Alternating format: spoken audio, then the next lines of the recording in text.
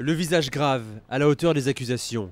Laurent Blanc avait convoqué la presse aujourd'hui à Bordeaux. Calme et serein, le sélectionneur de l'équipe de France a nié toute implication dans la mise en place d'une politique de quotas dans les centres de formation. Moi, personnellement, je n'ai jamais entendu parler de projets qui présentaient des quotas.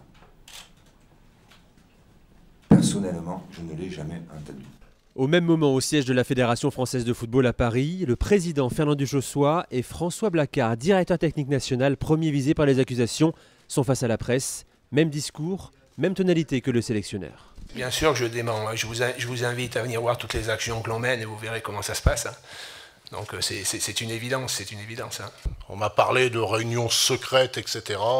Et si elles sont secrètes, bien entendu, j'étais pas présent. Je ne peux pas savoir tout ce qui s'est passé, que ce soit à Clairefontaine ou que ce soit ailleurs. Toute la lumière sera faite sur cette affaire. La fédération confiante a décidé d'ouvrir une enquête interne. Elle sera appuyée par la ministre des Sports qui, elle, ne veut toujours pas croire à ces accusations. C'est un peu inimaginable de dire que ces propos aient été officiellement tenus. On demande juste le départ des personnes qui sont incriminées. Si c'était avéré, attention. De son côté, le site Mediapart maintient ces accusations, assure avoir des preuves irréfutables qui incriminent Laurent Blanc.